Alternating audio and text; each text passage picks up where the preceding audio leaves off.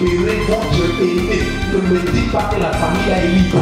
J'ai eu 9 enfants, l'un aîné c'est bien, mais les autres ça va. Si tu vas vieillir sur la terre, on sait que c'est que tous les autres deviendront.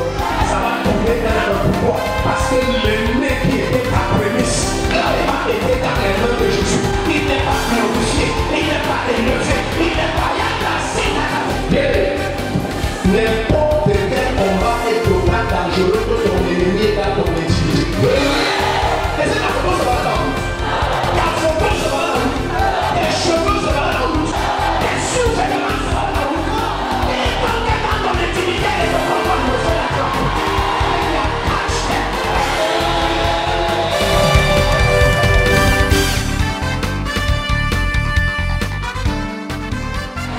Prenons nos Bibles, Matthieu 22, écrit le thème de ce matin, détruire la mort. Écrit le thème de ce matin, détruire la loi. Matthieu 22, à partir du verset 24. Ce message va changer ta vie. Que tu le crois ou pas, c'est déjà trop tard. Ce message va changer ta vie. Là où tu es là, ta vie va changer aujourd'hui. Ta manière de dire amen, là tu cherches un problème, je te dis amen. Attends. Matthieu 22. Alléluia. Voilà, c'est comme ça que c'est bon. Matthieu 22. Détruire la loi. Matthieu 22 à partir du verset 24 jusqu'à 29. Jesus, que le Seigneur nous aide. Il est écrit, Maître, Moïse a dit, si quelqu'un meurt sans enfant, son frère épousera la veuve et suscitera une descendance à son frère. Or, il y avait parmi nous 7 frères. Le premier se maria et mourut, et comme il n'avait pas d'enfant, il laissa sa femme à son frère. Il en fit le même du deuxième, du troisième jusqu'au 7e.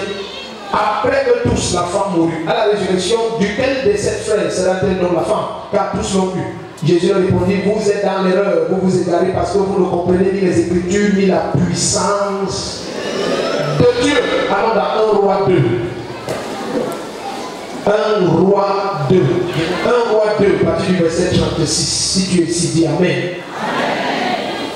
Le roi envoya appeler Chiméi et lui dit, bâtis pour toi une maison à Jérusalem. Tu habiteras, tu n'en sortiras pas d'un côté ou de l'autre. Sache bien que le jour où tu sortiras, tu mourras. Le jour où tu passeras la vallée de Cédron, ton sang sera sur ta tête. Chiméi répondit au roi, c'est bien.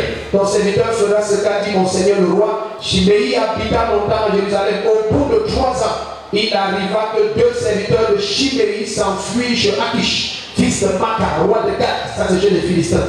On le rapporta à Chiméi en disant, voici que tes serviteurs sont à Gath. Chiméi se leva, serra son âme et s'en alla à Gath chez Akish pour chercher ses serviteurs. Chiméi donc s'en alla et ramena ses serviteurs de Gath. On rapporta à Salomon que Chiméi était allé de Jérusalem à Gath et qu'il était de retour. Le roi envoya appeler Chiméi et lui dit, ne t'ai-je pas fait prêter serment par l'Éternel et ne t'ai-je pas attesté ceci? Sache bien que tu mourras le jour où tu sortiras pour aller d'un côté ou de l'autre. Et tu ne m'as pas répondu, c'est bien, j'ai entendu. Pourquoi donc n'as-tu pas observé le serment de l'Éternel et l'ordre que je t'avais donné? Et le roi dit à Chiméi, tu sais tout le mal que ton cœur a conscience d'avoir fait à mon père David. L'Éternel fera retomber ta méchanceté sur ta tête. Mais le roi Salomon est béni, le trône de David sera pour toujours affermi devant l'Éternel. Le roi donna ses ordres à Benayahu, fils de Yehoyada. Il sortit et frappa Chiméi qui mourut. La royauté fut ainsi affermie dans les mains de Salomon. Alors dans Jérémie 35, verset 5 à 7. Détruire la loi. Quand tu vois une limite sur un destin, il y a une loi en opération contre sa vie. Quand tu vois une limite dans une famille, il y a une loi en opération dans cette famille. Avant de déclarer la délivrance de famille, il faut être certain que la loi qui est contre eux a été annulée. Que la loi qui opère contre eux a été détruite. Si tu connais un peu la loi d'Israël, la loi imposait que lorsque la femme l'a épousé l'aîné, s'il meurt, en plus sans donner de descendance, il faut que le cadet épouse la femme. Personne ne pouvait être libéré de l'ange de la mort qui rôdait avec cette femme, à moins que la personne ne détruise la loi d'abord. La loi imposait que cette femme doit épouser les autres afin de donner un nom et une descendance à cette famille-là. Est-ce qu'on est ensemble ici? Et la Bible nous dit, étrangement, chaque fois que tu épousais cette femme, tu mourrais sans enfant. La quasi-totalité du temps, cette loi s'oppose soit au mariage, soit à la procréation. Même quand tu te maries, cette loi attaque ton foyer à l'extrême. Et même quand tu es enfant, ils attaquent tes enfants à l'extrême. Mais dans le cas de cette femme, c'était étrange. Si tu es quelqu'un qui est attentif à la parole, c'est étrange que dans une famille, il y ait 7 garçons. Et que l'aîné se marie et tous les 6 autres ne trouvent pas le mariage attendant une seule femme. Vous ne comprenez pas?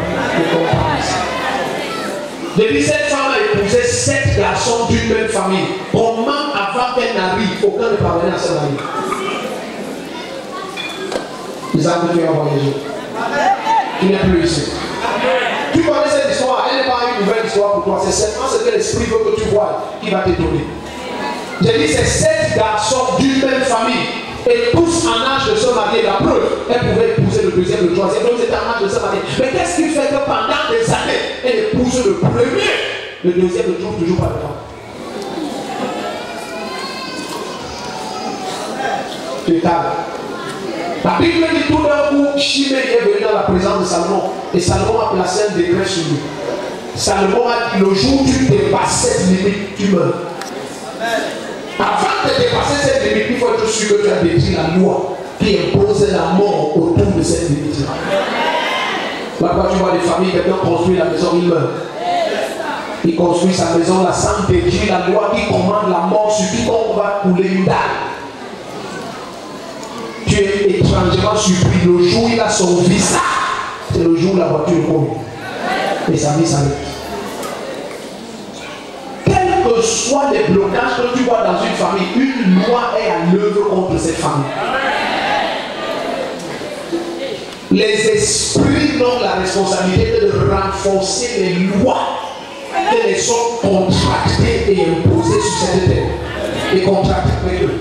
Et quand tu recherches d'être libre, quand ton cri, c'est la liberté, bien aimé. La Bible dit ce qui est caché appartient à Dieu. Il dit invoque-moi, je vais te répondre. Les grandes choses cachées que tu ne connais pas, je vais te révéler. Quand tu es chrétien, paresseux, ta souffrance sera prolongée. Parce que Dieu n'a pas questionné Dieu. Amen. Alors dans Jérémie 35, verset 5 à 7, tu vas voir maintenant une famille étrange qu'on appelle les Récabites. Dans cette famille, c'était interdit de construire ou de posséder un terrain. Et en échange de cette malédiction de pauvreté, les Récabites vivaient très longtemps. Amen. Quiconque de la famille de Récab achetait un terrain, il meurt. Quiconque de la famille de Récab construit une maison, il meurt. Jérémie 35, verset 5 à 7. Amen. Et il dit, c'est une alliance que nos parents, notre père Récab, a conclue avec l'esprit de la mort. Et Dieu dit, cette alliance que vous avez avec l'esprit de mort, je vais briser ça. L'esprit de la mort venait chercher les descendants de Récab, même quand ils avaient les 200 ans. Les Récabites vivaient vieux dans une souffrance étrange. Et si tu connais les Écritures, oh les gens, alors dans Jérémie 35. Jérémie 35. Si tu connais les Écritures, Yabès était un Récabite. Plusieurs connaissent Yabès, la prière de Yabès. La Bible dit que Yabès avait tellement souffert, il s'est mis à crier à Dieu. Si tu peux me délivrer de la souffrance et éloigner de moi le malheur, et la Bible dit que l'Éternel exauça. Il faut quelqu'un qui se lève et qui brise cette loi. Yabès, descendant de Récab, c'est un Récabite. Et le type essayait de prospérer et il ne parvenait pas. Et on dit qu'on l'avait appelé Yabès parce qu'il était le plus considéré des fils de sa mère. Imagine le plus considéré était souffreteux. Imagine les moins considérés. Ils étaient comment? Yabès était le plus considéré et on dit que c'était un souffreteux. Imagine les moins considérés. Il devait être comment? Jérémie 37, verset 57. Et beaucoup d'entre vous, tu regardes ta famille, tu vois un cycle de souffrance, une répétition des événements et ça te laisse intact. Quelqu'un dit ça s'arrête. Dis après moi, toute loi je détruis ce matin. Jérémie 35, verset 5 à 7. Je mis devant les gens de la maison de Réchabite des vases pleins de vin et des coupes. Et je leur dis, buvez du vin. Mais il répondit, nous ne boirons pas de vin, car Yonadab, fils de Réchab, notre père, nous a donné cet ordre. Vous ne boirez jamais de vin, ni vous, ni vos fils. Et vous ne bâtirez pas de maison. Vous ne sèmerez aucune semence. Vous ne planterez pas de vigne. Et vous n'en posséderez jamais. Mais vous habiterez sous des tentes et des huttes toute votre vie, afin que vous viviez longtemps à la surface du territoire où vous êtes immigrants. Regardez l'impact. Il dit, vous n'aurez jamais de champ, vous ne planterez jamais, rien. Vous êtes mendiant à vie. Vous ne construisez pas, vous ne possédez pas. Et vous ne buvez pas de votre rien. Maintenant, alors, vous allez vivre longtemps. Bien, quel est l'essence de vivre longtemps en mendiant tout au long de ce séjour? Une souffrance prolongée. Est-ce que tu sais que ce n'est pas la longueur de ton passage sur terre qui définit les pactes? À 33 ans, Jésus nous a dit, je reviens. Jusqu'à ce soir, toute la terre tremble la mention de son nom. Un jeune homme parti à 33 ans. Quelle est l'essence de faire 123 ans ici? Et toute ton histoire ne plaît même pas à ta descendance de la bonté. Et ça devient générationnel. Les Réchabites, c'était comme ça. D'un malheur à l'autre. Toute une descendance non-stop. Rentrons dans Matthieu 22. C'est là-bas que nous sommes. J'ai tellement de textes ce matin et tellement de choses à te dire. Il faut que Dieu m'aide. Je te dis la vérité. Il faut que Dieu m'aide. Beaucoup d'entre nous prenons à la légère et comme une blague ce dans quoi nous sommes entrés là, depuis le mois de juin. Ce n'est pas la blague. Ce n'est pas la blague. Ce n'est pas la blague. Il a dit, cette force-là, que peut-être les amis grands-parents de Côte-de-Vie est allé consulter, sont allés consulter et ont contracté diverses alliances, ça veut dire des lois, c'est ça qu'on appelle ce matin des lois. Et ont établi diverses sortes de lois et d'interdits sur la famille, parfois sur tout un village. Il dit toutes ces coutumes des hommes, la parole du Seigneur est dessus, ce sont des pratiques mystiques que tu acceptes ou pas, c'est dans la vie. Tous ces interdits, au départ, ce ne sont que des hommes qui contractent des alliances avec les esprits. Et divers interdits sont. Dans notre famille, les gens doivent manger la viande tortue parce que la viande de cuire ça et mange. Je suis un peu conseiller, tu es en Christ. Tu ne sais pas qui tu es, continue à laisser l'oppression de la loi de l'épée. Tu es en Christ. Est-ce que tu es entendu ça? Et quoi que ce soit qui était placé comme interdit sur ta vie, je brise ça ce matin au nom de Jésus. La première chose que tu constates dans Matthieu 22, la Bible dit que cette famille-là avait 7 garçons. C'était une famille parfaite, 7 parts de perfection. Il y avait 7 garçons. Dieu lui en a donné 7. La Bible dit que heureux l'homme qui remplit son carquois de fils. Son 127. Heureux l'homme. Donc, tu vois, c'était une famille prédestinée pour le bonheur. D'après le psaume 127. C'était une famille dont le carquois avait été rempli de fils. Des fils de la jeunesse. Heureux l'homme qui remplit son carquois de fils de la jeunesse. C'était une famille heureuse. 7 fils, la perfection. Nombreux, la gloire. Dieu prophétise. Cette famille est une famille heureuse. Voilà la prophétie qu'il y a sur cette famille. Où est le bonheur dans la famille? Ils sont morts, aucune descendance. Concevoir 7 garçons, même femme, tu commences à comprendre que le problème était cette femme. Oh, tu n'es pas ici.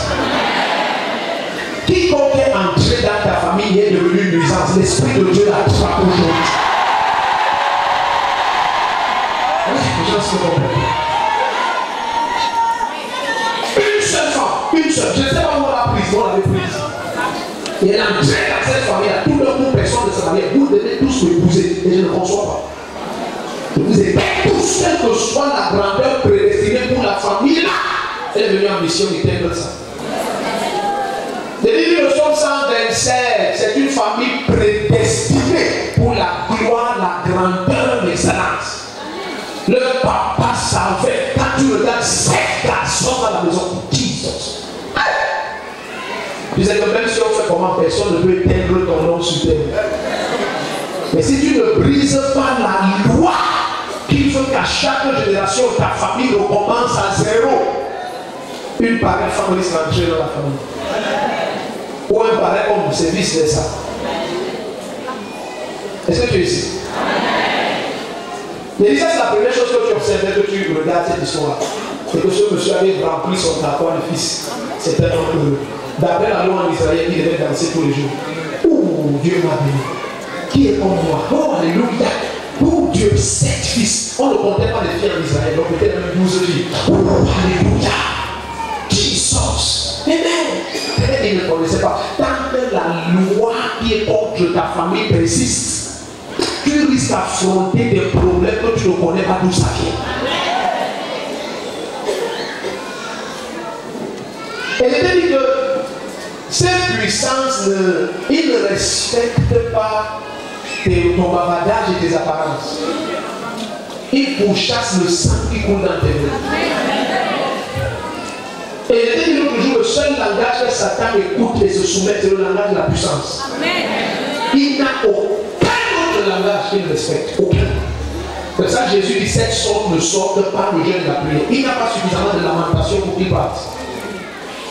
Tu payes le prix, tu le déloges, ou alors vous pleurez de façon générationnelle.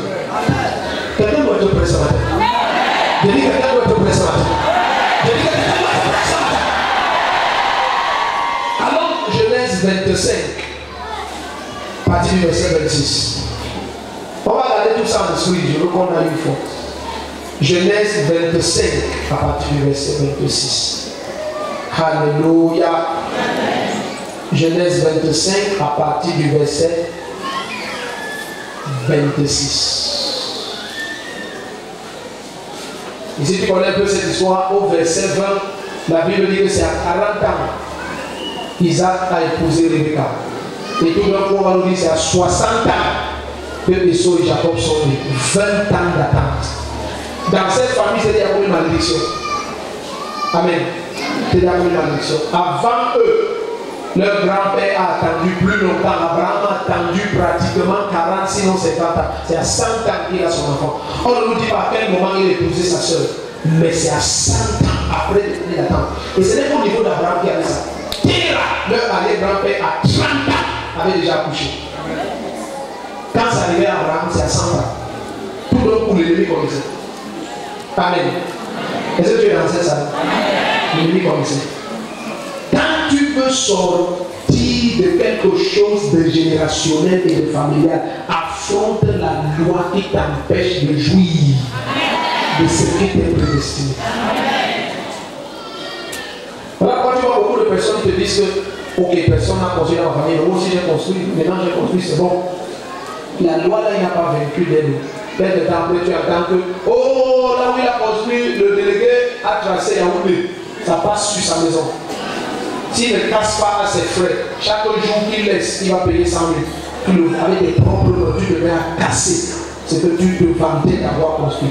C'est la même puissance qui te pourchasse. Tu peux raisonner et expliquer ça avec toute la géographie de Yaoundé. Mais la réalité dans l'esprit, c'est que deux personnes s'affrontaient en permanence. L'un était une nation maudite qui va s'appeler Esau. Et l'autre, une nation bénie qui va s'appeler Jacob.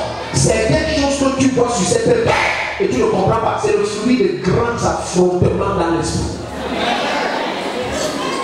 Et c'est Dieu qui vient révéler à Rebecca que maman, là où ton ventre n'est pas en paix, ce n'est pas seulement dans ton ventre qu'ils ne sont pas en paix, ils s'affrontent de plus. Et Dieu lui dit, j'ai l'aimé et j'ai.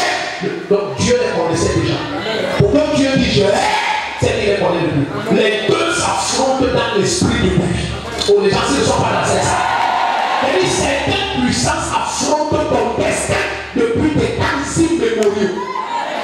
Ce n'est pas depuis que tu as atterri sur terre que ça a commencé. Tu es calme. Oh, les gens ne sont pas dans cette salle, ils ont voyagé. Ils ont voyagé.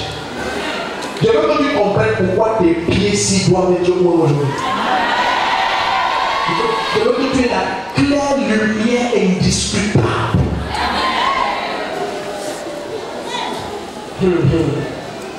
Et ma Bible dit que le symbole de leur conflit, à la sortie du ventre de leur maman, Jacob tenait le talon de son frère. Tu n'es pas prédestiné à me vaincre. Amen.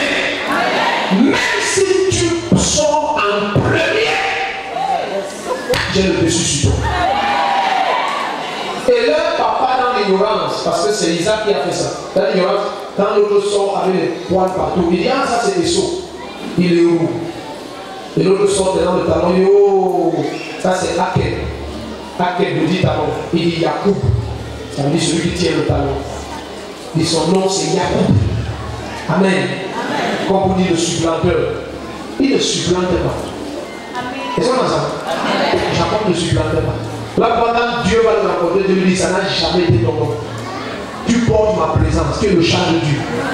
Vous savez, dans l'esprit, il y avait une telle guerre entre toi et ce monsieur-ci. Je vais t'aider bien. Attends, de quoi je veux parler? Je veux que tu comprennes que certaines personnes que tu vois sont des manifestations terrestres des entités spirituelles.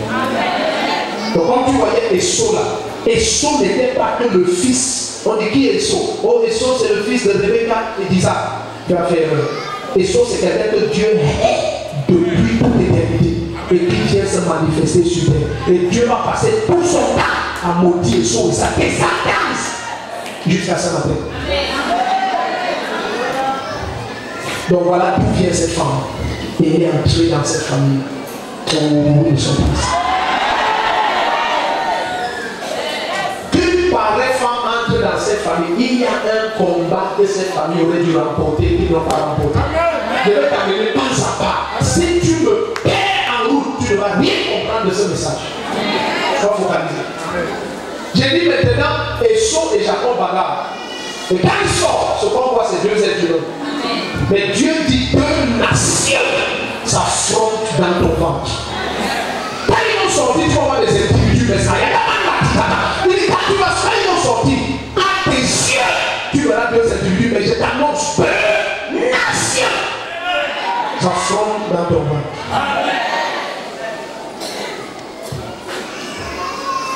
Et le plus jeune va dominer sur le plus grand. Donc Dieu lui annonce d'avance dans quel ordre ils vont sortir. Est-ce que tu as ça? Et certains d'entre vous, au moment où il te faut jeûner, prier et affronter certaines puissances, tu manges, tu dors, tu bavardes et tu ne sais pas que c'est le même diable qui t'amène dans la débauche et le désordre. Afin que pendant que tu dors, je suis dans Matthieu 13 maintenant, la Bible dit quand ils se sont réveillés de leur sommeil, ils ont dit maître, il y a l'ivraie dans le champ. Le maître a dit c'est quand vous dormiez que le malin a sémé ça. Quand est-ce qu'une pareille femme est entrée dans la famille? Lorsque cette famille spirituellement il dort. Comment personne a pris le signal dans l'esprit que cette femme que vous voyez entrer dans votre famille aujourd'hui va éteindre le nom de cette famille? Après elle, cette famille n'existera plus. Et maudit, dormi. Spirituellement parlant. Prie, ça ne m'intéresse pas. Médite, ça ne me plaît pas. Jeûne, je n'aime pas quand mon corps ne se sent pas bien. Donc, moi je n'aime pas les gens qui demandent de l'argent. Tu ne connais pas une église où on ne demande pas l'argent. Si tu t'approches de Dieu, si tu t'approches de Dieu et Dieu te demande, il ne va. Bien aimé, vous ne connaissez pas qui est Dieu. Le jour où Dieu va te faire grâce, il te parle, c'est qu'il va te demander. Si tu es cupide, tu vas regretter de l'avoir écouté. Lis la Bible et vois tous les endroits où il demande. Tu sauras comment il demande. Il est Dieu et il ne change pas. Dans le sens. Regarde bien, comment une pareille femme est entrée dans une famille en Israël? Comment? En Israël. Ils disent à Jésus, il y avait une famille parmi nous ici. Là. Ils ont épousé une femme, elle a épousé l'aîné. Elle a attaqué d'abord l'aîné. Quand dans une famille, vous ne pouvez pas libérer votre aîné, ne me dites pas que la famille là est libre. Les gens ne sont pas passés ça. Quand votre aîné dans la famille ne ressemble à rien, c'est le signe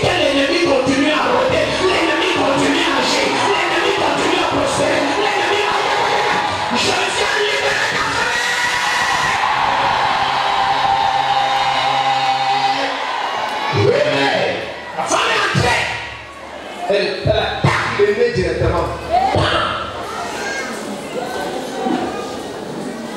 Pendant qu'elle attaque l'aîné, les autres ne se marient pas. Ils ne comprennent pas pourquoi ils ne se marient pas.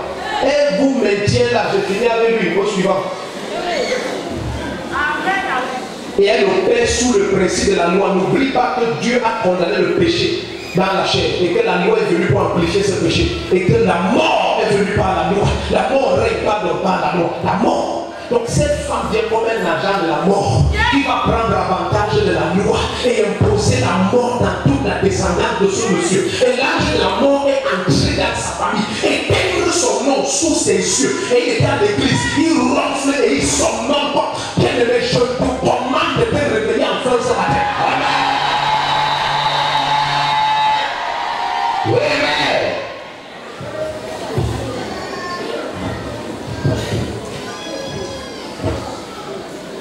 mais Esther a dit si je meurs, je meurs. Mais ma famille ne peut être détruite. Never. Never. Never. Et le pire pour un parent, c'est de ton vivant de voir ton aîné réduit à zéro et à la mécréance complète sous tes yeux. Parce que Dieu aime les prémices, c'est pour ça que Satan attaque les prémices. Tout ce qui est l'intérêt de Dieu, c'est l'attaque du diable. Je viens de dire à quelqu'un ici. C'est Jésus qui t'a amené dans cette église. Quiconque est un aîné ou a un fils aîné, une fille aînée dans cette salle, je commande la délivrance des aînés sur la table.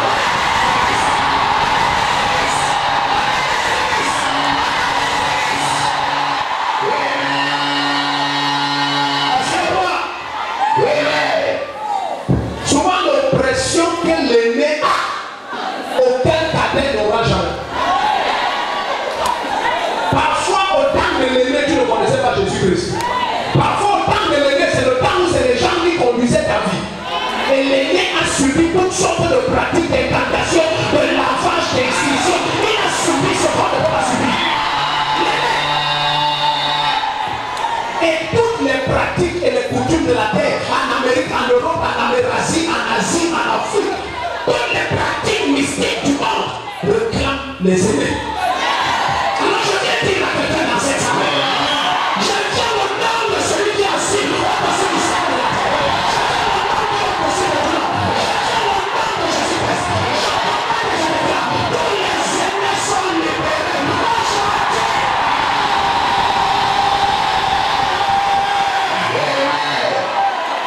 Assieds-toi.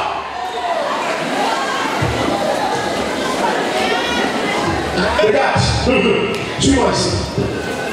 La majeure partie du temps, quand tu vois dans une famille, tu observes et l'aîné est en train de devenir fainéant.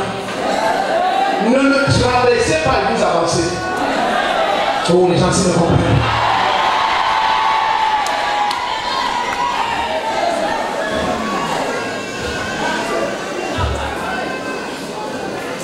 Son blocage est le signe que la famille est toujours en activité. Parce que c'est lui que ses esprits réclamaient. Si vous ne pouvez pas le libérer, c'est que vous n'êtes pas libre. Parce que quand ils possèdent leur paquet, ils règnent sur cette famille. Alors je viens dire à quelqu'un qui est un aîné, quelqu'un qui a un aîné qui ne devient rien.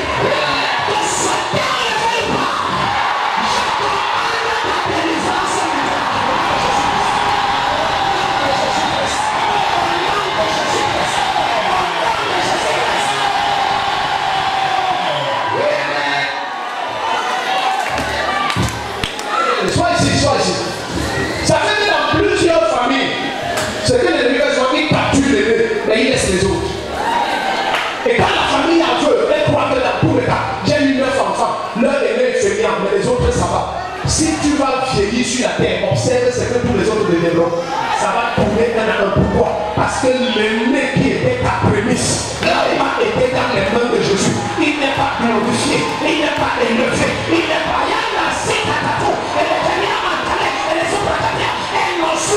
regarde, c'est pour ça qu'on appelle l'église l'assemblée des premiers-nés. Je viens de déclarer sur la vie de quelqu'un. Quiconque est l'aîné de ta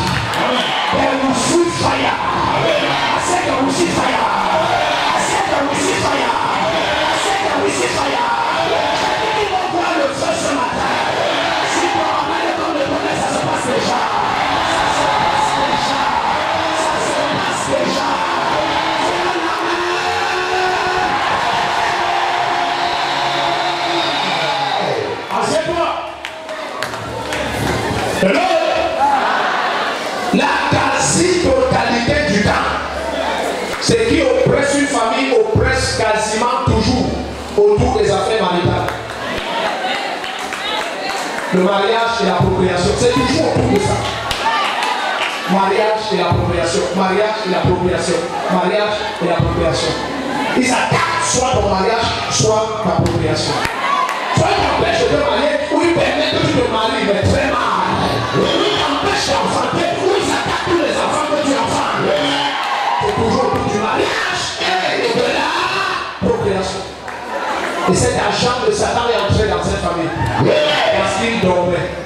Et elle a bloqué les mariages et bloqué la progression. Avant que je t'atteigne, aucune femme ne te voit. Et dès que je t'atteigne, mon ventre se fait. Et dès que tu meurs, je passe au suivant. Elle a été elle seule, toute une famille. Tout ta chambre de ténèbres. Donc amène la montre que tu le comprends. C'est ça. Je dis toute ta chambre de ténèbres. Entrez dans ta famille. Le feu les expose et les consume aujourd'hui.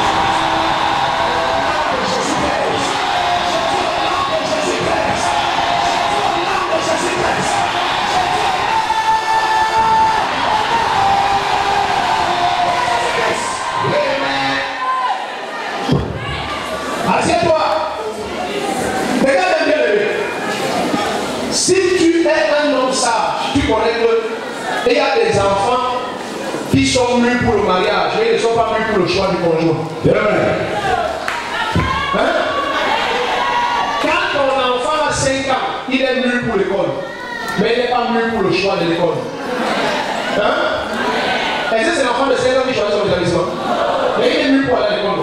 Mais il n'est pas mûr pour choisir l'école où il doit aller. Donc, tout d'entre vous étiez mûr pour le mariage. On a cru que être mûr pour quelque chose veut dire que tu es aussi mûr pour le choix de la chose. C'est comme ça que certains d'entre vous avaient permis que les agents de ténèbres s'introduisent dans une famille. Et Jésus envoie expulser ces agents-là aujourd'hui. La manière de dire amen ne me met pas assez de vous.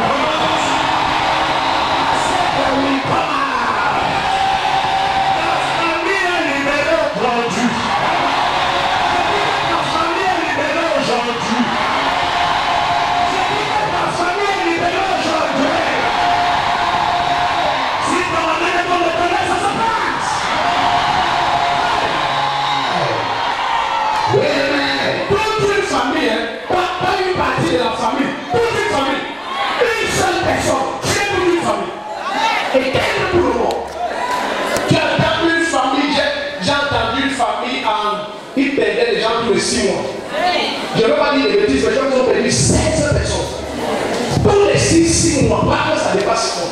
Quelqu'un tombe, quelqu'un tombe, quelqu'un tombe, quelqu'un tombe, quelqu'un tombe, quelqu'un tombe. Quelqu'un tombe d'une manière ou d'une autre. Par maladie, par accident, par erreur, par convulsion, quelqu'un doit tomber.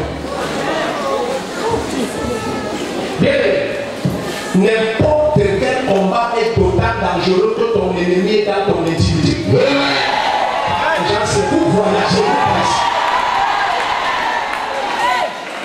Personne ne peut t'attaquer du dehors et te détruire la manière que les gens t'ont détruit. Personne se trouve dans ton intimité. Regarde, le feu les expulse aujourd'hui.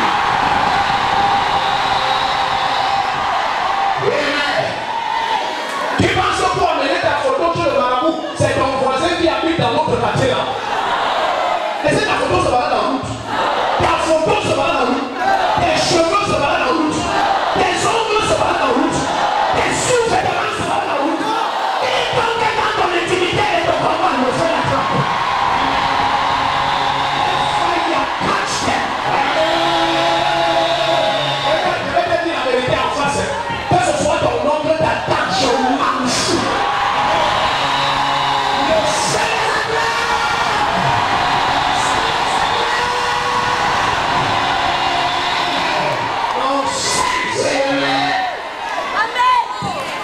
Accoucher pour enterrer, ça s'arrête. Nous allons mettre de nouveaux décrets dans ta famille aujourd'hui.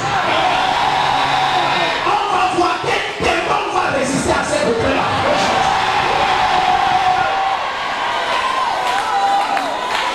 Assieds-toi.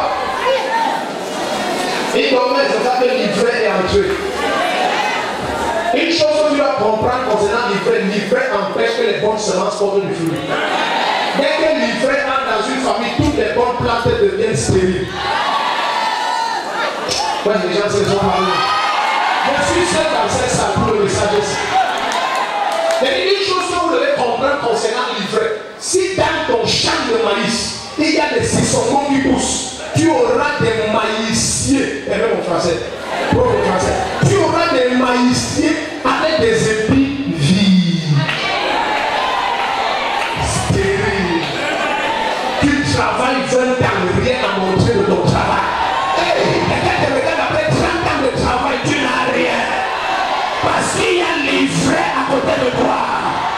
Je les expulse aujourd'hui au nom de Dieu.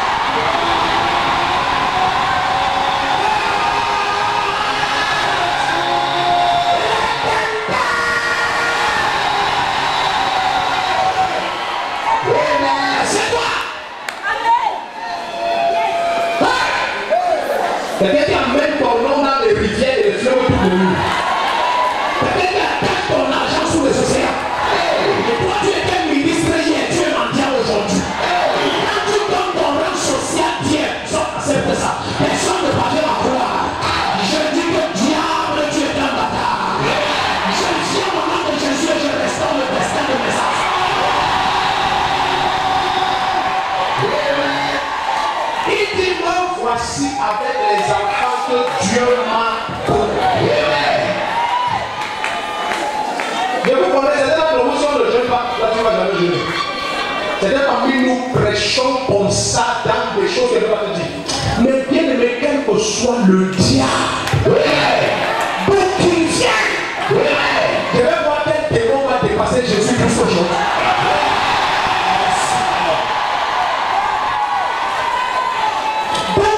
La folie dans ta famille, ça retourne à la famille. La malédiction projetée par tes grands-parents, par tes arrière-parents, par les soeurs de ta, par la même famille.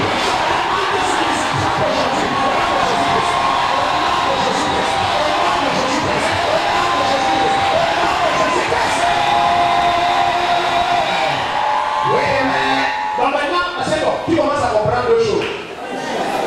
Un individu peut représenter une entité mystique. Le cas des sceaux. Quand l'ivraie est là, les bonnes semences paralysées. C'est l'ivraie qui les paralyse. On ne dit pas que les bonnes semences paralysent l'ivraie. Non. Non, le sissongo, là, ça va produire tous les sissongosiers, sans problème. C'est ce qui est le maïs. Mais les fruits de sissongo, ça va sortir partout. C'est comme ça que la nature, et la Bible dit dans Romains 1 que dans la nature, tu peux voir la sagesse de Dieu. Tu vois toutes ses œuvres. Tu ne vois jamais les mauvaises semences quelque part. Et ces mauvaises semences sont capables de bloquer leur propre nature. Non, ça bloque seulement les bonnes. Et tu ne vois les bonnes semences nulle part capables de bloquer les mauvaises. Non. Parce que ce n'est pas dans la nature de la bonne semence de sortir les mauvaises choses. Parce que le bon, chacun prend selon sa nature. Et quand le méchant est quelque part, il compte rien. Tu le recrutes dans ton entreprise. Même si tu as mis 50 millions dans cette affaire, tu vas mentir une chose. Une chose. Bien aimé, pour qu'on sache là où Jésus se rassemble avec ses apôtres, il faut qu'un intime révèle l'endroit.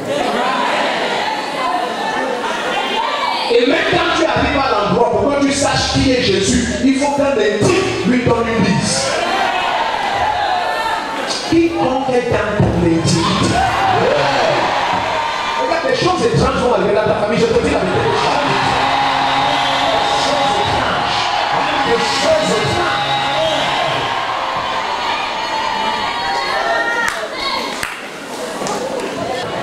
Alors dans le livre de Joël, chapitre 2, verset 4 à 11. Souvent on ne connaît Joël que pour le Saint-Esprit, mais il y a autre chose. Amen. Joël 2, verset 4 à 11. Soyons ensemble. Restons ici. Amen. Donc avançons maintenant, tu as déjà commencé à saisir plein de choses. Alléluia. Maintenant on doit arriver à ce point où tu comprends pourquoi cette bouteille doit oindre tes pieds aujourd'hui.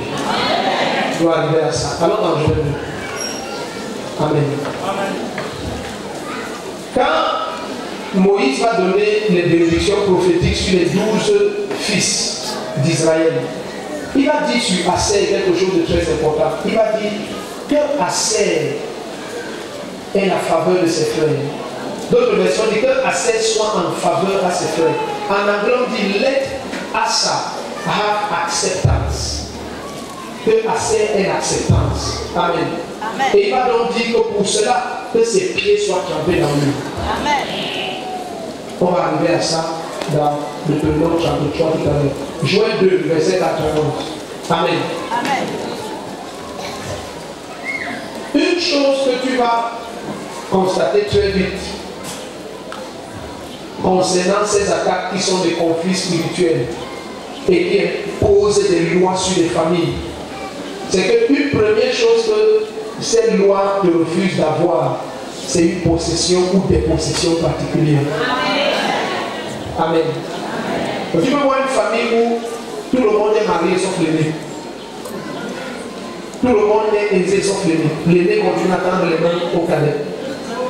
Tout le monde a son foyer, il y a que l'aîné qui est polygame et embrouillé dans toute sa vie. L'aîné c'est là. Cette famille-là, même si les autres croient qu'ils ont prospéré, ils sont en captivité. L'aîné là a des problèmes mentaux. Tout le monde croit que par la grâce de Dieu, votre famille a déjà rempli son contrat auprès des forces des ténèbres. Donc au moment où ils vont vous montrer que rien ne s'est passé ici. Est-ce qu'on est ensemble? Donc je dis, une des premières choses que cette puissance veut faire, quel que soit le genre de loi imposée, c'est d'abord de refuser la possession. Une ou plusieurs possessions. Et le Seigneur va nous révéler, ceux qui connaissent, qui ont déjà tout compris. Le Seigneur va nous révéler que l'héritage d'Israël devait être possédé par la pose de la plante de leur pied. N'oublie pas que c'est le talon, ça veut dire le pied, qui va être saisi maintenant par Jacob. N'oublie pas qu'après qu'il ait tout fait, là où tu penses que Jésus n'a jamais délivré ses apôtres, Jésus a lavé le pied. Et quand Pierre s'est opposé, il a dit que quand quelqu'un est pur, tout ce qu'il lui reste à faire, c'est de laver le pied. Donc il avait dit que vous êtes déjà pur à cause de la parole. Et il leur dit maintenant, après, quand quelqu'un est pur, ce qu'il lui reste, ce sont les pieds. Amen. On va lire ça tout à l'heure dans Jean 13. Il dit dès que quelqu'un est pur, c'est en laver tout le corps, tout ce qui reste, c'est dans les pieds. On doit laver ses pieds, purifier ses pieds. Amen. Et quand Pierre résiste, il dit si je ne le fais pas, tu n'auras plus aucune part avec moi. Aucune part. Quoi que ce soit que je vais obtenir comme héritage pour mes enfants, tu ne pourras pas participer à ça. Tu n'es pas dans cette salle. C'est-à-dire que si tu me rates quelque part, tu ne vas pas prendre. Donc sois attentif. Alors maintenant, le Seigneur va dire par Joël une prophétie étrange. Alors dans Joël 2, Joël chapitre 2, verset 4 à 11. Nous sommes quasiment à la fin, on doit courir. Joël 2, verset 4 à 11. Il y a une notion terrible ici. Je te dis la vérité terrible ici. Alléluia. Est-ce que ta bouteille soit ouverte? Amen. Qu'elle soit ouverte. Ne la ferme pas. Qu'elle soit ouverte. Si on refusait que dans ta famille, les gens aient les terrains ou les mariages ou les enfants ou les maisons ou quoi que ce soit, le temps est venu que tu prennes possession.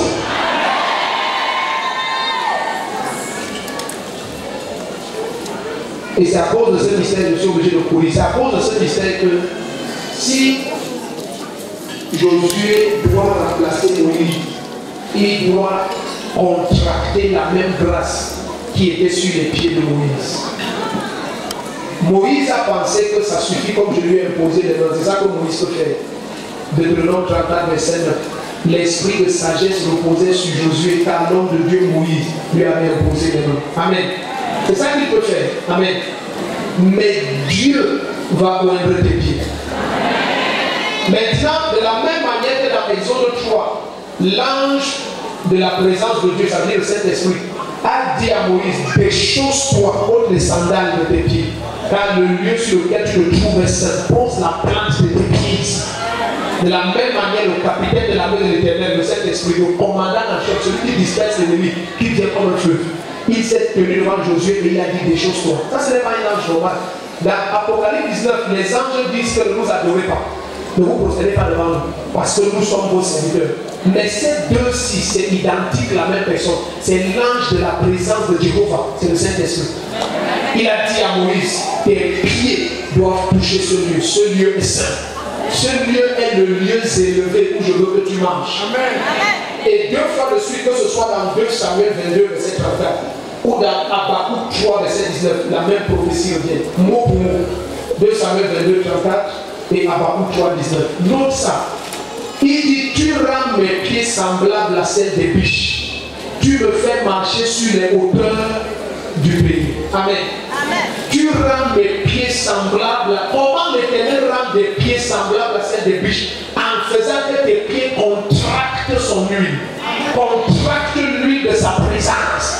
Il dit, le lieu où tu te tiens est saint. C'est ce lieu qui est le lieu très élevé. C'est le lieu de ma présence. Marcher sur les hauteurs du pays en dépit des harassements des agents des ténèbres à tes côtés requiert que tes pieds soient placés très haut. Amen. Regarde, pourquoi ce sont les pieds qu'il faut affecter? Parce que c'est l'endroit le plus bas de ton corps. En aucun lieu tu ne te tiens pas la tête, ni par la main. Tu ne tiens pas le pied. Alors quand Dieu va maudire, Dieu va dire que leur pas soit instable en tout lieu et qu'il n'ait aucune possession. Que dans tout héritage d'Israël, il ne possède rien. On va lire ça tout à l'heure dans le livre de Michée. Ça c'était une terrible malédiction. Donc quand tes pieds sont instables, c'est pour dire l'absence de possession. Et la première chose que Dieu fait à Moïse ou à Josué, leur pied doit entrer en contact avec la sainteté de sa présence, avec la puissance de sa présence. Et il va leur dire maintenant, allez. Il dit à Moïse, va libérer mon peuple, amène-le maintenant dans la terre promise. Il dit à Josué, maintenant, traverse le Jourdain, maintenant que tu as touché ce lieu. Traverse le Jourdain, tu as entré mon peuple. Dès que les pieds de Josué là vont toucher le Jourdain, les berges du Jourdain, la Bible dit le Jourdain va s'ouvrir en deux. Il n'y avait plus d'obstacles et de force pour résister encore à la gloire qui émanait de là-bas. Cet homme était déjà placé sur les hauteurs.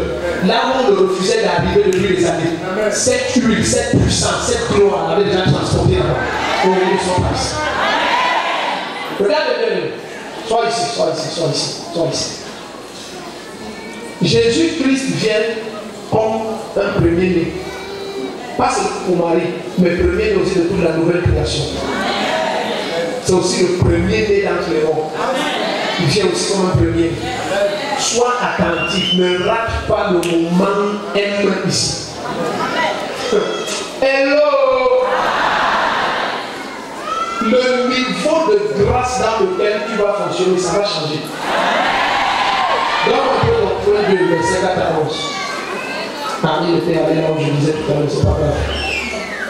Joël 2, verset 4 à 11. Oui, voilà, juste après la leçon de Dieu. Joël 2, verset 4 à 11. Suis bien. Il dit, allez voir, on dirait des chevaux, et ils courent comme des cavaliers.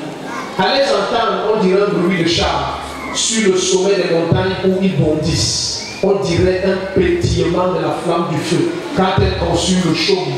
C'est comme une armée puissante qui se prépare au combat. Devant eux, les peuples tremblent, tous les visages pâlissent. Ils s'élancent comme des guerriers. Ils escaladent les murs comme des gens de guerre. Chacun va son chemin sans s'écarter de sa route. Ils ne se pressent point les uns les autres. Chacun garde son rang. Ils se précipitent au travers des traits sans arrêter leur marche. Amen. Ils se répandent dans la ville, courent sur les murailles, montent sur les maisons, entrent par les fenêtres comme un voleur. Devant eux, la terre tremble, les cieux sont ébranlés, le soleil et la lune s'obscurcissent et les étoiles retirent leur éclat. Verset 11. L'Éternel fait entendre sa voix devant son armée, car son camp est immense. Car l'exécuteur de sa parole est puissant. Car le jour de l'Éternel est grand, il est terrible, qui pourra le soutenir. Est-ce que tu es ici? Garde ça en esprit, ça dépend des nations où tu es. Garde ça en esprit. Amen. Garde ça en esprit. Avançons. Joignons ça Avec 1 roi 18. Va dans 1 roi 18. Ah, va dans 1 roi 18. Jesus. Seigneur Jésus. Amen, amen. 1 roi 18, versets 45 et 46. Après, on va dans Deutéronome 33. Ceux qui sont faciles à retrouver des livres dans la Bible, à partir de l'habitude, ils peuvent en même temps être dans Deutéronome 33, versets 24 et 25. Il est dit sur Asser, il dit, béni soit Asser parmi les fils, qu'il soit en faveur à ses frères et qu'il plonge son pied dans l'huile. Maintenant, il dit alors que tes verrous soient de fer et de bronze. Attention, soyons ensemble. Pardon, ne rate pas le moment, ça va passer vite. Maintenant, ça n'a pas de sens. Si Jésus vient, il oint tes pieds. Si Jésus te touche, il t'accorde. Si l'apôtre peut toucher un mouchoir et on prend ça, on va chasser les démons. Imagine si Jésus touche. Là maintenant, Jésus va te toucher leurs pieds, oindre les pieds. Maintenant, il dit que si je ne oins pas tes pieds, tu n'auras aucune part. Tes mains ne posséderont rien de ce que je vais acquérir. Ah, c'est étrange. Comment si je ne oins pas tes pieds, tes mains ne pourront pas posséder? Ah non, doucement, tu vas comprendre. Maintenant, il vient et il dit, sur Asser, il dit ceci. Qu'il est la faveur de ses frères. Comment ça va se faire? Que ses pieds soient en permanence dans l'huile et alors ses verrous seront de fer. Ça veut dire à ce moment maintenant, quand Asser va saisir quelque chose, ce sera comme lorsque des tenailles en fer ou en bronze tiennent ça. Quand il parle de verrou ici, il parle de saisie de ta main.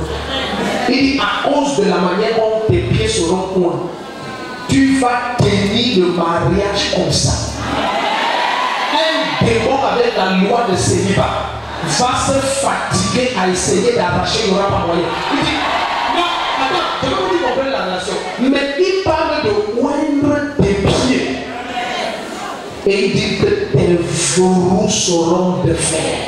Il parle de oindre tes pieds. Et il dit que si ne les oint pas, tu n'as plus aucune part avec lui. Et maintenant, dans Ézéchiel 16, Dieu va révéler quelque chose d'étrange.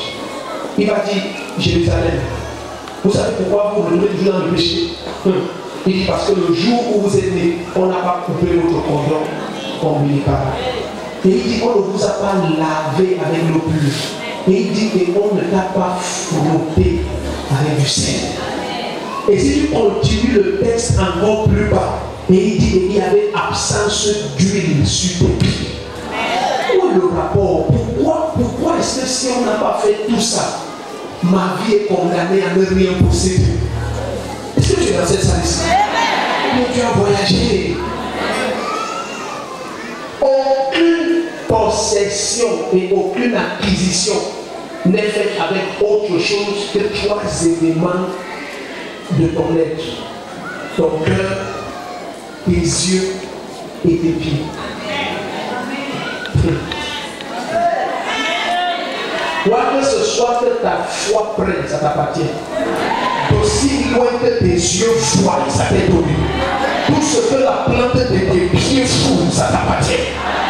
La manière de dire amen, là, tu voyages entre eux. Donc quand Dieu parle de possession dans les Écritures, il ne parle que de ces 3 éléments. Or, beaucoup d'entre nous, cette huile nous a remplis. Oh, ton homme intérieur, tu es un avec le Saint-Esprit, celui qui s'attache au Seigneur, un esprit avec lui. Et ton cœur nouveau est rempli du Saint-Esprit, un avec le Seigneur. Oh, et c'est bien, alléluia.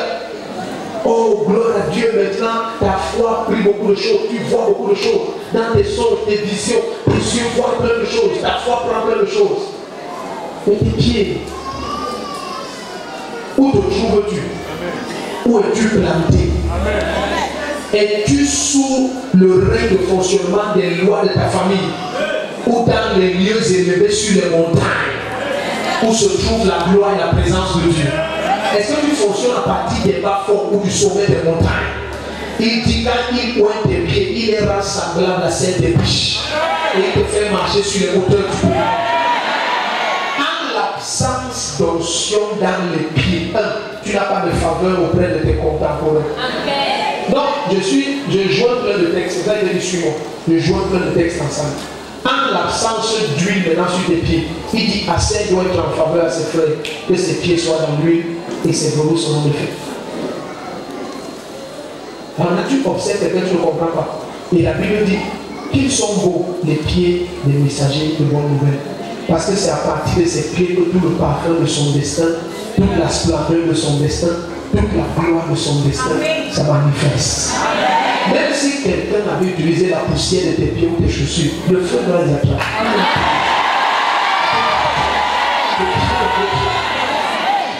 Tes pieds ne vont pas être trop. Le feu va les percuter. Est-ce que tu as entendu ça? La personne arrive et sur ses pieds traîne la faveur. Il y a un texte que ça ne vient pas dans mon esprit, la référence. Mais si je cherche, je vais trouver. La Bible dit que voilà, merci, c'est pas où Dieu est bon. Dieu est bon. C'est dans Habakkuk 3. C'est dans Habakkuk 3 toujours. Mais comme à partir des versets 3 à 5. Ah, Dieu parle le nom des gens qui n'ont pas les versets bibliques. C'est ce qu'il a dit aussi. Regarde. Maintenant, dans ce texte-là, il dit que l'Éternel avance. Et au fur et à mesure qu'il avance, ses pieds envoient la fièvre et les infections. Alors, il faut regarder quelque chose. Est-ce que tu es dans cette salle? Il y a des gens qui ne comprennent pas. Tout est bien jusqu'à ce qu'il arrive. Tu ne connais pas ce qui se passe avec ses pieds. Qu'est-ce qu'elle amène avec elle? Qu'est-ce qu'il amène avec lui? Dis après moi, Père. Au nom de Jésus-Christ. Aujourd'hui et maintenant. Tout élément de ténèbres. Dans ma famille. Qu'est-ce que tu fais encore là? Sors. Attends, regarde maintenant. Regarde le verset 7, Habakkuk 3. Il dit, devant lui marche la peste. La fièvre sort sur ses pieds. Habakkuk 3, verset 5. Qu'est-ce qu'on dit dans ta version? Oui. Et la peste est sur ses traces. C'est-à-dire, les empreintes de ses pieds laissent au sol. La peste est sur ses traces. Quelqu'un a des pieds de haute malédiction. La peste est sur ses traces. Il entre dans ton bureau, les problèmes sont dans ton bureau. Il entre dans ta boutique, si tu vas encore, viens au bruit. Ses pieds sont de haute malédiction. C'est le Seigneur qui a pu parler de ça. Il révèle des entités qui marchent. Amen. Quoi que ce soit qui bloque ton destin, te bloque à partir d'une captivité. Et si le Seigneur te met au sommet, il dit que tu es une ville située au sommet du montagne.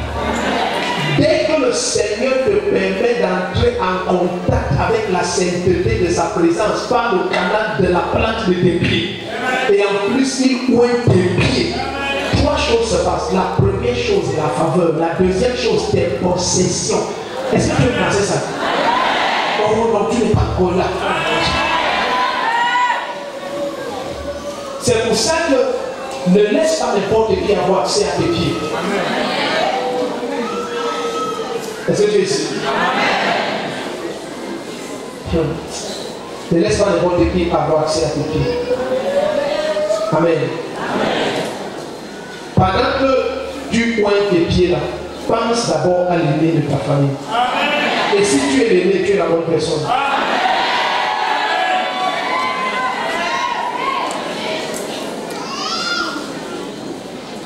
Tu dois avoir part avec le Seigneur.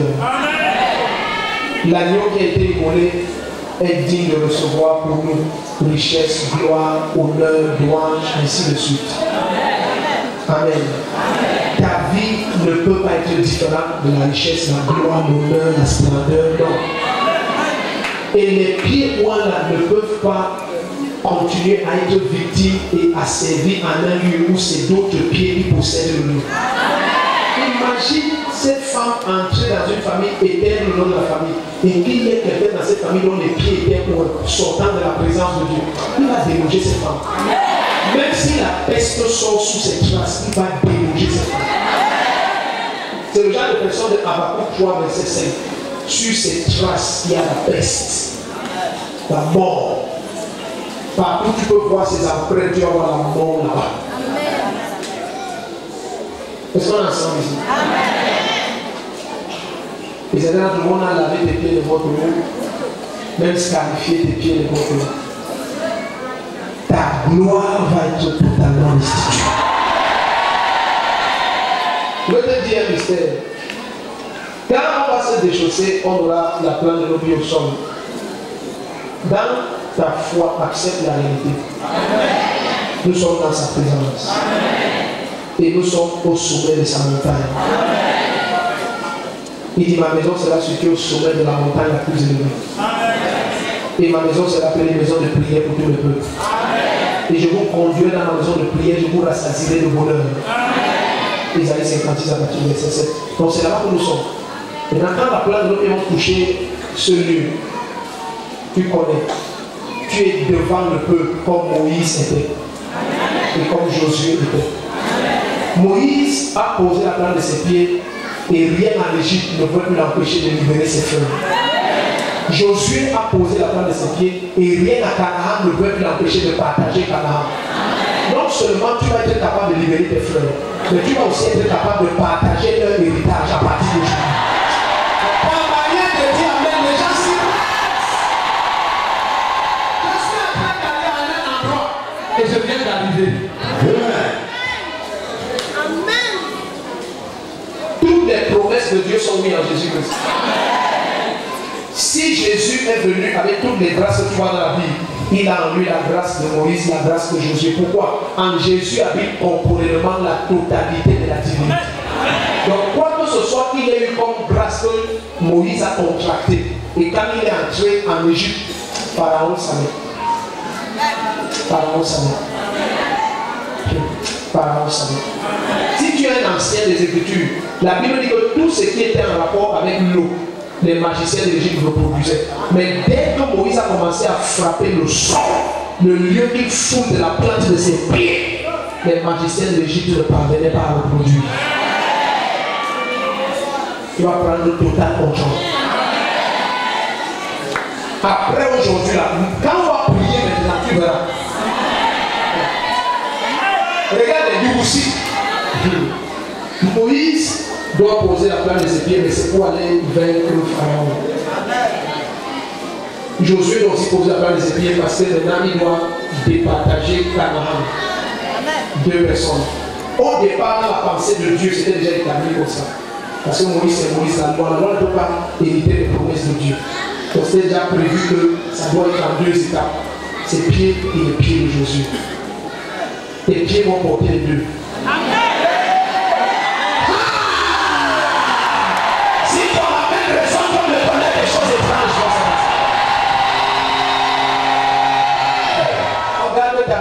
Reste assis, des choses doivent être.